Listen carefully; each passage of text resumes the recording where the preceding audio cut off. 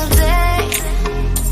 I'm gonna make something great. That's my way.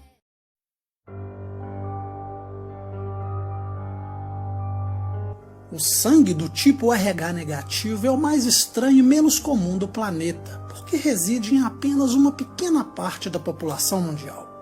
É muito estranho encontrá-lo nos antigos faraós do Egito, quando no Egito se predomina sempre o RH positivo. O mistério aumenta quando foi encontrado na linhagem de reis em alguns líderes mundiais.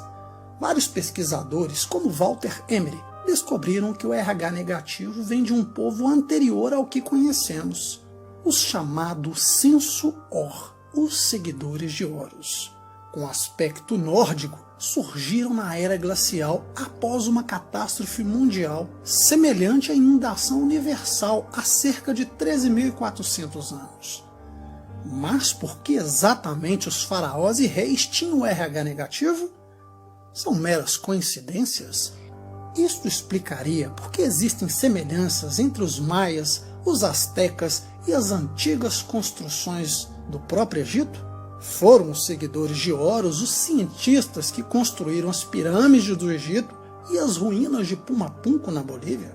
Eram descendentes dos chamados deuses das estrelas, que poderiam ser seres extraterrestres?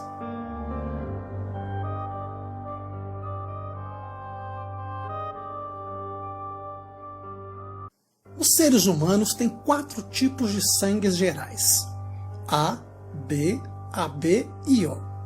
Dos tipos de sangue, o O é o mais comum porque é um tipo de sangue universal. No entanto, os tipos de sangue são divididos em 2 grupos, negativo e positivo. O fator RH é uma proteína encontrada no sangue humano que vem de Rhesus, que significa macaco. Por isso, quando é abreviado, temos a sigla RH. Bem, se o seu sangue possui essa proteína, então você tem o RH positivo. Obviamente, se não tiver, será negativo. A maioria das pessoas, ou cerca de 85%, tem sangue RH positivo. Daí nasce a ideia de que os seres humanos possuem a mesma origem de outros primatas, como os macacos. A grande questão é, e os outros 15%? E é nesse pequeno grupo que guarda grandes segredos e mistérios. O RH negativo. Um sangue que pertence a uma linhagem que começou com os antigos faraós no Egito e que se perpetua, curiosamente, em muitos líderes que hoje estão no poder. O grande segredo do RH negativo pode estar em um grupo egípcio, evidentemente antes de começar o Egito. Esse grupo se chamava o Sensu-Or, ou para nós, os seguidores de Horus. O pesquisador Murray, autor do livro Segredo da Síria, apontou semelhança entre os povos da América e do Egito. Enquanto estudava a semelhança nas edificações e nas construções impossíveis da antiguidade, encontrou algo que definitivamente não esperava. Descobriu que os faraós do Egito e os líderes da cultura inca tinham o mesmo tipo de sangue. Daí ficou mais surpreso, porque o sangue era o RH negativo. O mais curioso é que apenas uma pequena parte da população mundial tem esse tipo de sangue.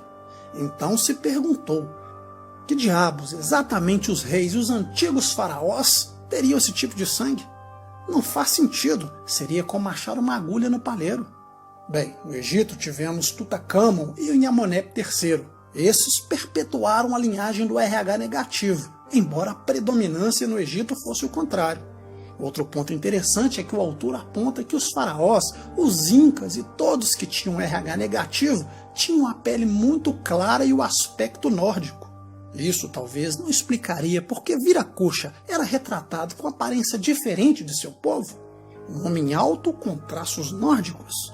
Porque há descrições de deuses que vieram das estrelas ou de outro lugar ou ainda de outro tempo teriam esse aspecto nórdico? O livro também diz que há um certo interesse dentro da arqueologia tradicional para que não se fale sobre o aspecto nórdico dos faraós. Mas por que isso? Outro pesquisador também encontrou evidências e coincidências incríveis. Se trata de Walter Emery, um famoso arqueólogo britânico que em 1961 escreveu um artigo para uma importante revista, reforçando a mesma ideia, porém nos traz outros elementos fascinantes. nos diz que exatamente na 18ª dinastia, os faraós tinham sangue RH negativo, do tipo A, e possuíam características nórdicas, porém nos traz informações sobre sua altura que não se encaixavam naquele lugar, ou seja, eram muito grandes. Nos falam ainda de como aquelas pessoas daquele lugar alongavam seus crânios para se parecer com os deuses. De acordo com Walter Emery, esses faraós vieram de outros lugares, por isso tinham um conhecimento avançado para criar as pirâmides, as ruínas de Pumapunku e conseguiram realizar um alinhamento com as estrelas dessas construções. Sem dúvidas é algo bem difícil de se fazer hoje, porém as antigas civilizações já possuíam esse conhecimento. Tudo é muito interessante, são muitas coincidências. Mas tem mais. Nos fala que o RH negativo se perpetuou graças à linhagem entre as famílias que praticavam o incesto. Irmãos e irmãs, por exemplo, para manter o sangue nobre, podemos entender assim, procriavam. Imagina você ter um filho com sua irmã ou irmão. Bizarro, não? Bem, mas tem algo mais interessante.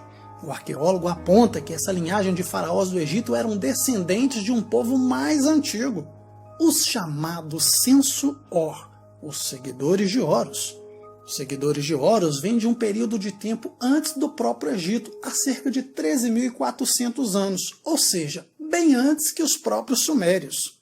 Vejam bem, isso não é uma invenção porque está registrado no cânon do Museu de Turim.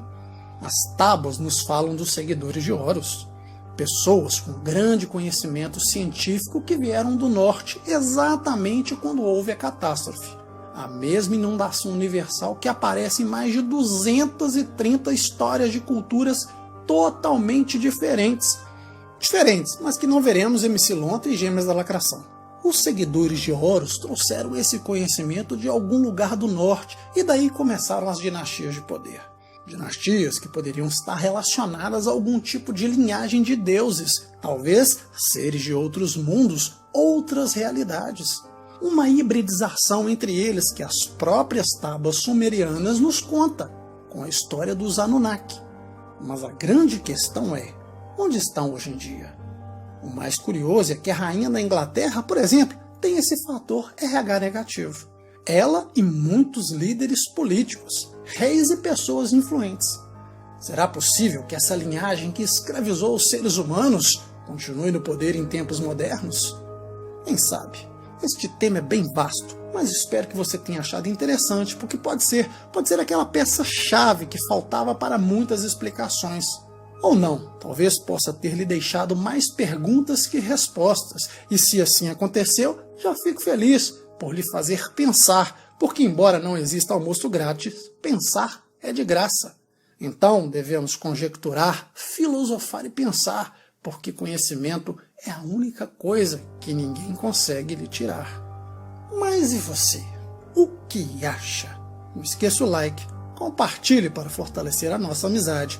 Se não é inscrito, inscreva-se no canal. Forte abraço e até mais.